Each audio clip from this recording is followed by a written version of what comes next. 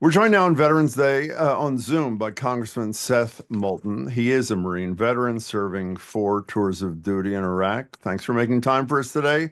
Welcome. Always good to be with you. You too. So, Congressman, for 10 years now, you've done these events on Veterans Day up in Marblehead. Tell us what you do. Well, we call it a Veterans Town Hall, and it's an idea that came to me via Sebastian Junger, the author of Perfect Storm, Tribe, and other books about war and difficult experiences. But he actually got this tradition from American Indians who practiced this many years ago. And the idea is you give returning warriors a space to share a little bit out about their experience and how it's affected their lives ever since in an effort to connect with the broader community. So each veteran gets up, each of us will give a 5-minute talk, no more, about some experience we had overseas. And the idea is that other people who aren't veterans but want to get to know us and want to try to be able to relate to us better can come and hear and maybe make some connections they wouldn't otherwise have. And again, this is at 1 o'clock today in Marblehead, where, Congressman?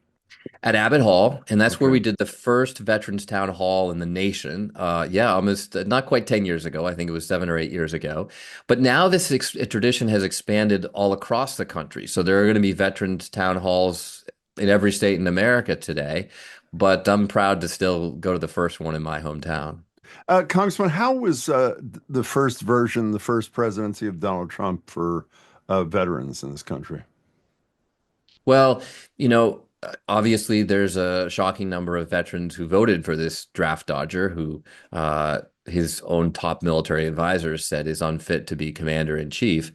But the reality is that most of the recent advances that we've had for veterans, like the PACT Act, which is so important to those of us who are worried about consequences of the bad air and other things that we had overseas, breathing the air from burn pits and whatnot that were commonplace in Iraq and Afghanistan, that was passed by the Biden administration. So a lot of recent veterans advancements, especially through the VA, have been spearheaded by President Biden.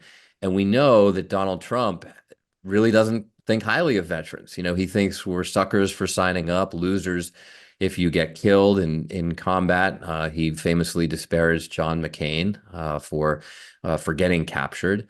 He's not a man who fundamentally respects veterans, and so I am worried about what the next 4 years will mean. You mentioned the large number of veterans who did vote for Trump this time around. They voted for him in the previous elections as well by large numbers. What do you think that's about? Twice we had women running, and once, of course, we had Joe Biden running. Well, look, I mean, veterans are a diverse group, but I think a lot of people in America, clearly the majority of voters, are frustrated with the Democratic Party right now and think that we're not speaking to the issues that matter to them, or we're speaking in terms that are not relatable for everyday Americans. I think that if you really pressed a lot of veterans on this, it's hard to say that you respect someone who's a draft dodger. Some people just don't even know the history of Donald Trump. They just simply hear his rhetoric and agree with a few things he says and don't know that he got out of serving in the Vietnam War, that he has legitimately disparaged veterans. I mean, this is coming from his senior military advisors. I mean, look, the first time in history that we have a president whose senior advisors and most importantly, senior military advisors have come out and publicly said this man is unfit to be commander in chief. But people don't know all those details, or maybe they're told by Fox News or something not to believe all of that.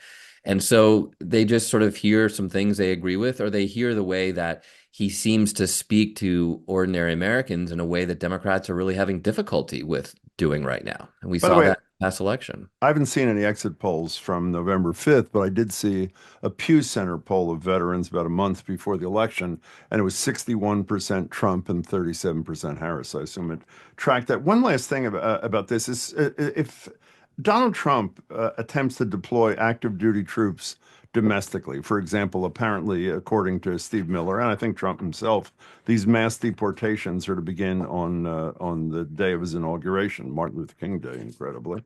Uh, uh, what do they do? What do military leaders do? Or if they're given an order that's illegal, which I know, well, what do they do? Well, they should refuse illegal orders.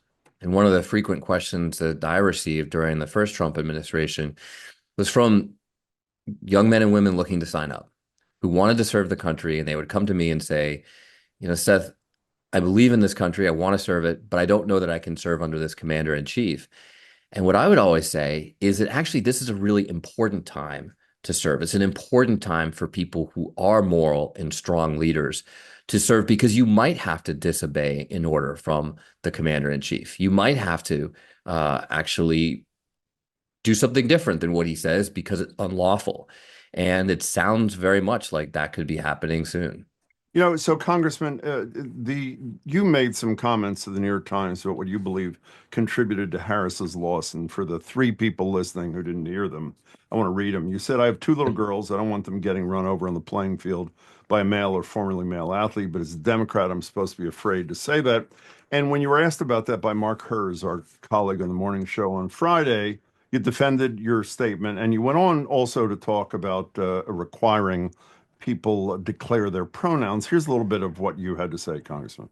We went through the whole gay rights movement. We went through the whole civil rights movement. We never had to say, Seth Moulton straight or Seth Moulton white. And all of a sudden, we have to change all our values to meet the needs or demands of one very small minority group. Congressman, you were on MSNBC this week and you said, maybe I didn't get all the words right. What didn't you get right?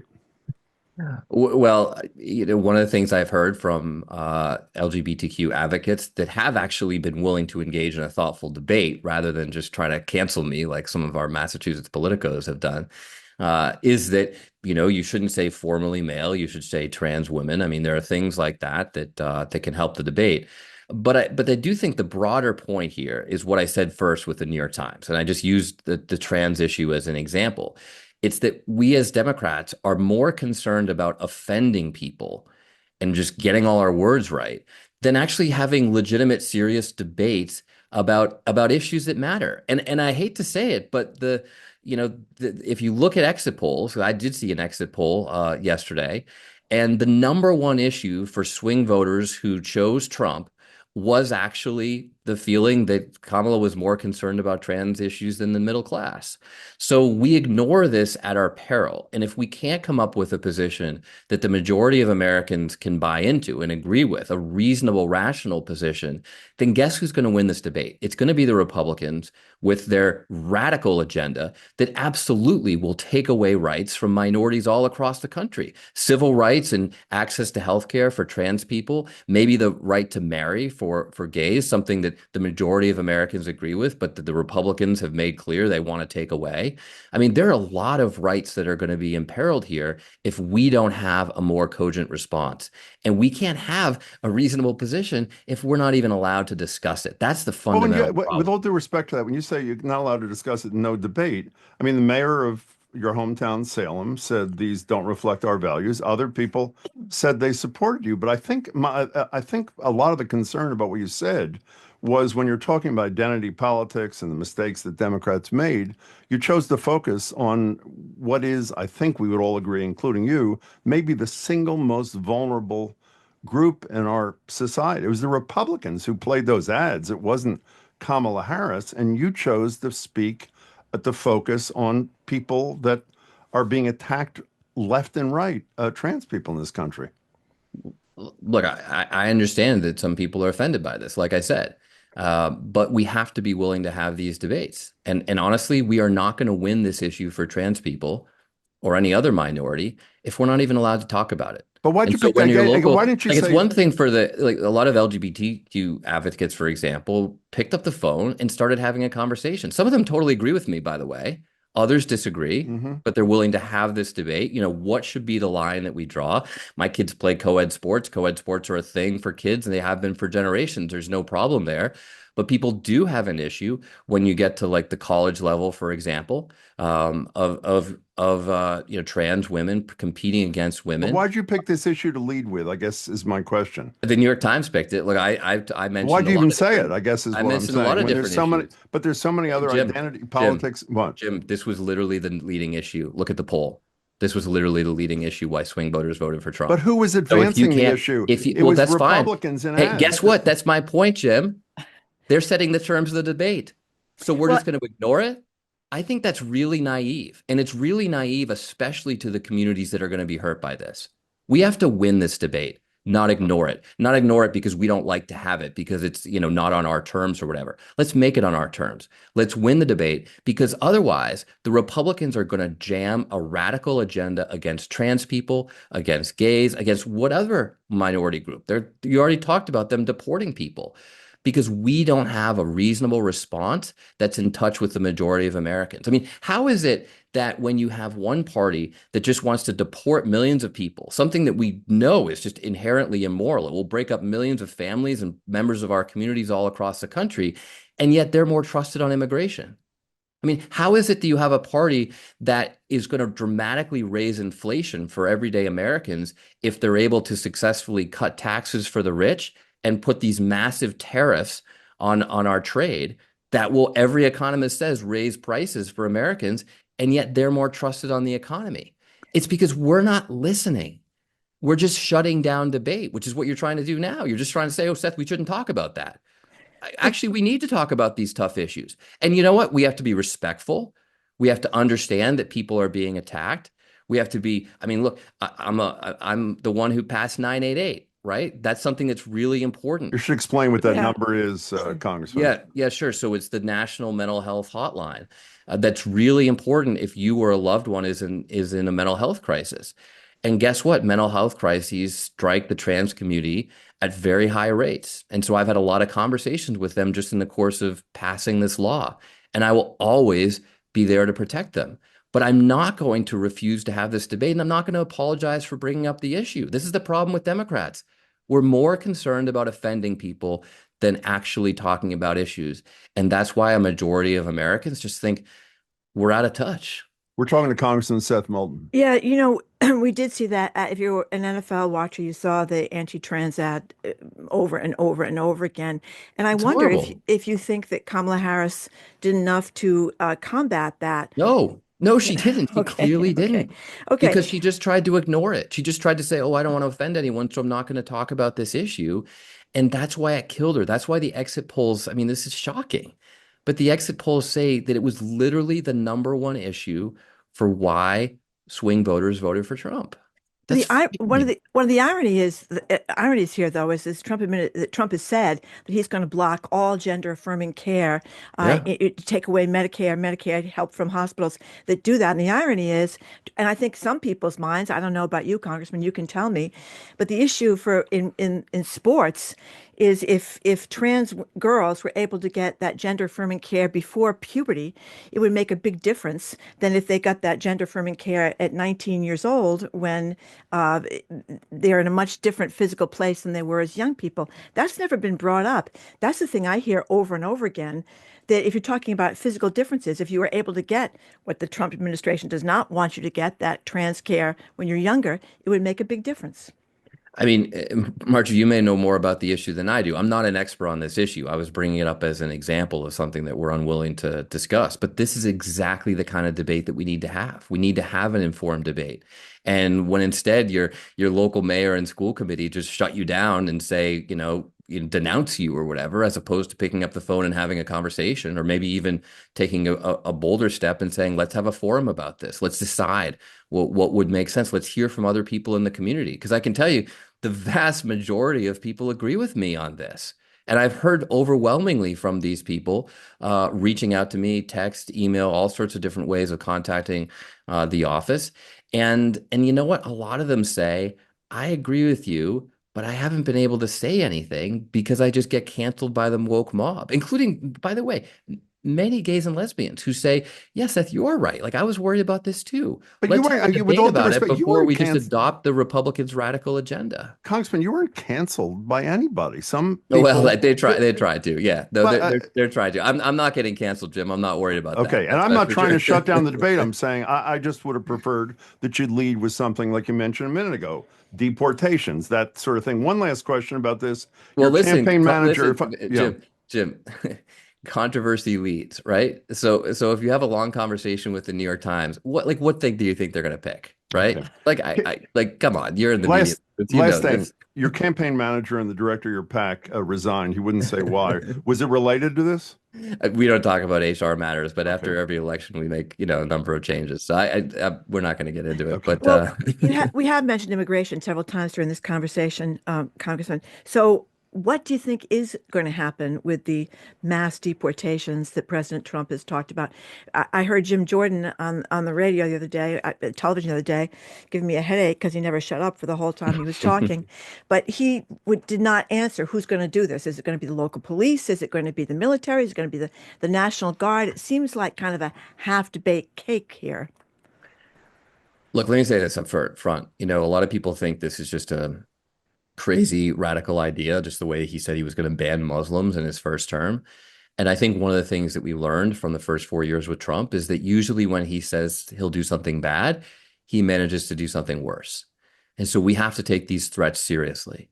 And that incidentally is why we have to have these discussions now, whether they be about immigration, the economy, or whatever other issue, come to a different strategy, a winning strategy, and then be totally united come January when he starts trying to do this on day one.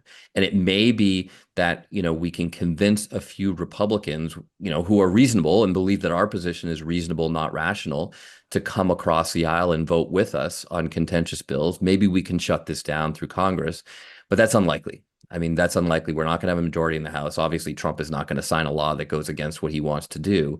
So therefore, we're going to have to find other ways through the courts, through judicial system, maybe just through activism, to try to stop this.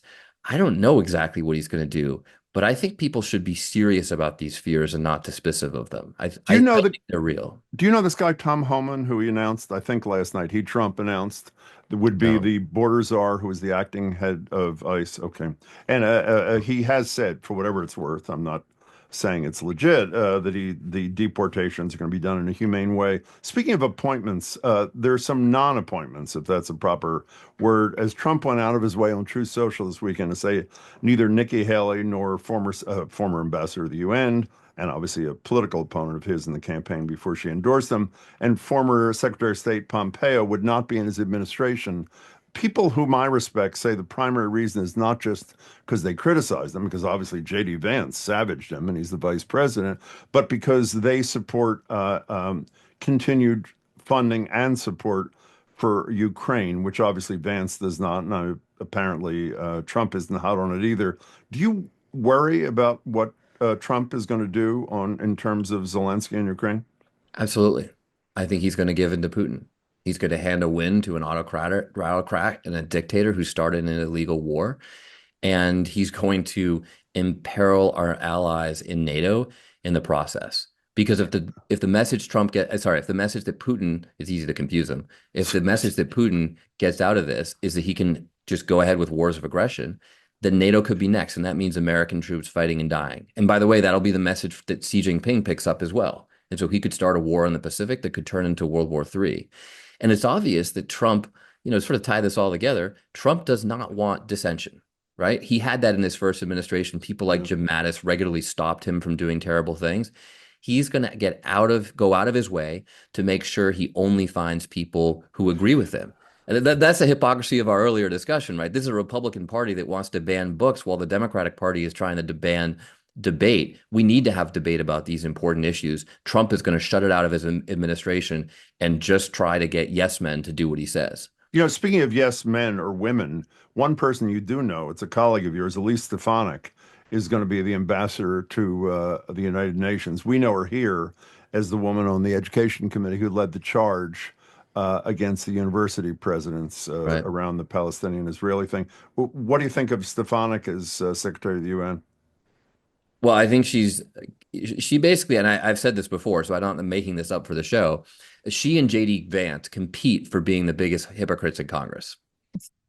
I'm Oh, You not should so explain yeah, her. why. People please may not say, know about her former self, Congressman. Yeah, she was the most moderate. I mean, statistically, but also just in the way that she just talked and worked. She was literally the most moderate, most bipartisan Republican when she was elected. We were fellow freshmen together. And honestly, it's like dangerous to say this, especially in my party, but She was like the person I knew best in Congress because we had a bunch of mutual friends from Harvard and we worked together on a number of issues. We used to have lunch together. She just totally changed. It was like Dick Cheney after the heart attack. She just became a different person. So just opportunism, or what was the motivator in I don't your know what else it would estimation? be because she clearly doesn't believe this stuff, but she just does everything Trump says and supports him no matter what he does.